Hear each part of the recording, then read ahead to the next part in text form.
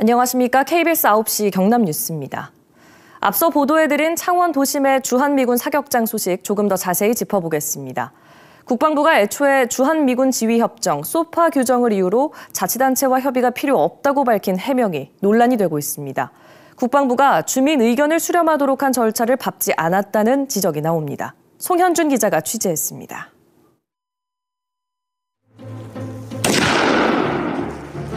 표적지를 앞에 둔 소총 사격, 그리고 권총 사격까지. 주한미군이 창원 도심 속 마산 사격장의 시설 개선에 나선 것은 지난해 10월입니다. 주한미군은 지난해 말 관련 입찰 공고를 내기도 했습니다. 하지만 불과 1km 떨어진 주민과 자치단체는 정작 사격장 공사를 알지 못했습니다. 국방부 쪽에서 별도의 연락이나 협의를 요청해온 적은 없습니다. 산림훼손 쪽으로 그런 쪽으로 이제 우리 의창구에 신고가 돼가지고 조사를 하니까. KBS의 첫 보도로 논란이 일자 국방부는 자치단체에 주한미군 지휘협정 소파에 따라 해당 사업은 국내법 적용을 받지 않기 때문에 사전 협의를 하지 않았다고 밝혔습니다. 문제는 국방부의 이 같은 해명이 소파 규정 위반 논란으로 이어지고 있다는 점입니다. 2001년 개정된 소파 양해사항 3조 1항에는 지역사회 건강 및 공공안전에 영향을 미칠 수 있는 합동위원회에 의해 범위가 정해진 시설 신축 또는 개축은 대한민국 정부에 적시 통보, 협의하고 대한민국 정부가 지방정부와 협의하도록 돼 있습니다. 실제 경기도 파주 사격장과 서울 용산 주한미군 아파트 건립 때 관련 조항 준수 여부가 논란이 됐었습니다.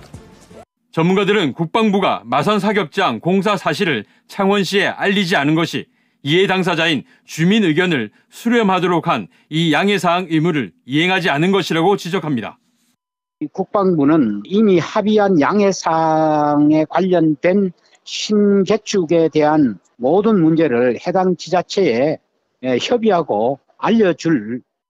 취재진은 국방부에 이번 사격장 공사가 소파 위반인지 여부를 질의했지만 국방부는 공식 답변을 하지 않았습니다. 창원시는 시민 안전을 위해 도심 속 사격장이 적합한 대체 부지로 이전될 수 있도록 이르면 다음 주 국방부를 방문해 협의할 계획이라고 밝혔습니다. KBS 뉴스 송현준입니다. 더불어민주당 경남도당이 오늘 창원시청 프레스센터에서 기자회견을 열고 최근 논란이 된 주한미군 사격장은 공사 중단이 아니라 당장 폐쇄돼야 한다고 주장했습니다. 또 해당 사격장에서 승인된 총기 가운데 최대 사거리 3,600m에 이르는 기관총도 있어 피해 우려 지역이 더 넓어진다고 말했습니다. 이들은 주민 안전을 위해 창원시가 국방부에 적극적으로 사격장 폐쇄를 요구할 의무가 있다고 강조했습니다. 다음 소식입니다. 설계부터 생산까지 독자 기술로 개발 중인 KF-21의 훈련 비행이 사천에서 이루어지면서 전투기 소음 관련 민원이 잇따르고 있습니다. 사천시가 소음이 주민들에게 미치는 영향을 파악하기 위한 대책 협의체를 꾸리기로 하고 관련 조례안을 입법 예고했습니다. 박기원 기자입니다. 한국형 전투기 KF-21이 사천 비행장에서 날아오릅니다.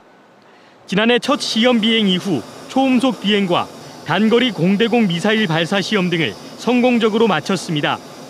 방위사업청과 카이는 2026년까지 매일 두세 차례 시험 비행으로 1단계 개발 사업을 완료할 계획입니다. 문제는 소음입니다. KF-21은 기존 사천 비행장에서 운용한 훈련기 T-50과 달리 엔진이 2개입니다.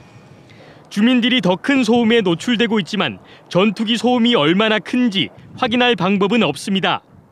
건물 옥상에 설치된 소음 측정 장비입니다. 사천공항 주변에는 모두 7곳이 있는데 1년 정도 지난 뒤에야 소음 측정 값을 확인할 수 있는 구조입니다. 소음 민원이 잇따르자 사천시는 KF-21 이착륙 소음을 데시벨 단위로 간이 측정했습니다. 5차례 측정된 소음은 100데시벨 안팎으로 자동차 경적이 울릴 때와 비슷했습니다. 안 되고 그 비행기가 뜨고 난 다음에 지나가고 난 다음에 이제 이야기가 가능할 정도로 하루 몇 달하고 끝날 것 같으면 참기면서도 계속된다 그러면 대책이 좀 시급한 상황이죠. 사천시는 소음 대책 협의체를 만들기로 하고 관련 조례안을 입법 예고했습니다. 협의체는 사천읍 등 4개 지역 주민 대표와 소음 전문가, 카이 관계자 등 15명 안팎으로 구성될 예정입니다. 방위사업청은 참관인 자격으로 참여해 군소음 보상법 등을 국방부와 논의하기로 했습니다. 피해가 그 소음 규제 기준인 80베크를 초과한 경우에는 관련 법령으로 이해관계를 주민 피해를 구제할 수 있는 방안을 마련하고자 합니다. 소음대책협의체는 비행 시험에 따른 소음을 조사하고 주민 지원 근거를 마련할 계획입니다. KBS 뉴스 박기훈입니다. 내년 10월 전국체전을 열어야 할 김해시가 체전 주관단체인 김해시체육회에 보조금 부당 집행과 방만 경영 사실을 적발했습니다. 김해시는 인건비 이중 지급과 업무 추진비 부당 집행 등에 대해 2,300만 원을 회수하도록 하고 시체육회 기관 경고 조치를 했습니다. 배수영 기자의 보도입니다. 60여 개 단체 동호인 수 3만 5천여 명인 김해시 체육회. 상근직인 사무국장은 인건비를 김해시로부터 전액 지원받지만 대한체육회가 지원한 보조금 일부를 사무국장 인건비로 추가 지급받았습니다. 2년 동안 초과 지급된 금액은 2,300만 원이 넘었습니다. 업무 추진비 사용도 문제였습니다. 업무 추진비는 주말과 휴일, 법정 공휴일에 사용할 수 없는 것이 원칙이지만 2년 동안 45차례 400여만 원이 주말과 휴일 등에 사용됐습니다. 회장 자택 근처에서 사용된 업무 추진비도 65건에 100여만 원, 객관적인 증빙 자료나 소명되지 않은 업무 추진비 부적정 사용은 110여 건에 달했습니다. 인사위원회는 어떻게 좀 열 생각이십니까? 인사위원회는 저희가 해당 인물 인사위원회를 열 수는 없는 거지 않습니까? 그런 식으로 그런 개념은 아닌 인사위원회예요. 출장여비 과다 지급도 확인됐습니다. 직원의 관내 출장은 공용 차량을 이용할 경우 여비 절반만 지급해야 하지만 전액 지급한 것으로 드러났습니다. 김해시는 3년 동안 시체육회에 대한 특정 감사 결과 인건비와 업무 추진비 부당 집행과 출장비 과다 지급 등 27건을 적발했습니다. 감사 결과 보조금 2,300만 원을 회수하고 3명에게 훈계 조치하도록 했습니다.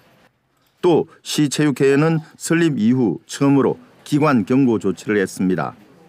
김해시 체육회는 감사 지적 결과를 받아들이고 김해시와 쇄신 방안을 협의하겠다는 입장입니다.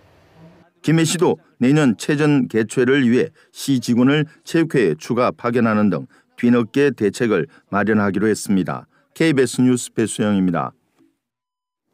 통영과 거제를 잇는 견내량 해역에서 올해도 자연산 돌미역 채취가 시작됐습니다. 국가 중요 어업유산으로 지정된 전통 어업 방식이 해마다 진풍경을 이루는데요. 올해는 작황이 좋아서 수확량도 늘 것으로 기대됩니다. 최진석 기자가 취재했습니다. 거제와 통영 사이 견내량 해역에 작은 어선 10여 척이 떠 있습니다. 어민들이 트리떼라 불리는 9m 길이 장대를 바닷속에 넣어 돌립니다. 잠시 뒤 수심 5m 안반에 붙은 자연산 미역이 줄줄이 걸려 올라옵니다. 많이 올라온다. 임금님 진상품으로 알려진 왕의 미역 견내량 돌미역입니다. 궂은 날씨 탓에 첫 수확이 일주일 정도 늦어졌지만 올해 작황은 좋은 편입니다. 올해는 작황이 좋으니까 상당히 기분 좋습니다.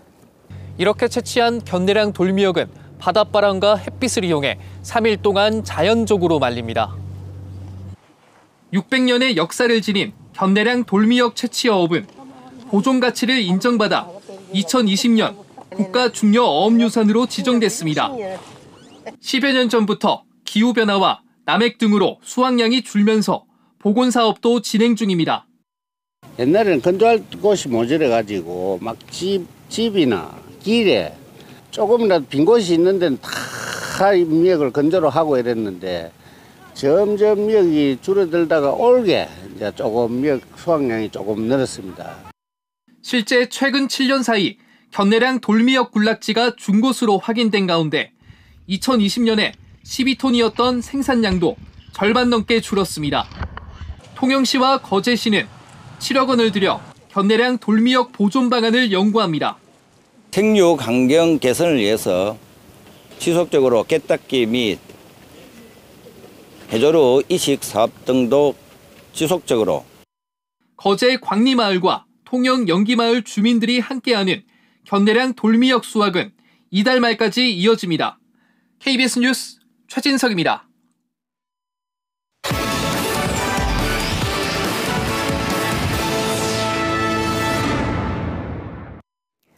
밀양시가 오늘 밀양시청에서 기업체 3곳과 260억 원대 투자 협약을 맺었습니다. 이번 협약으로 HA코리아와 명진화학은 2024년까지 나노융합 국가산단에 각각 80억 원을 투자해 공장을 짓습니다.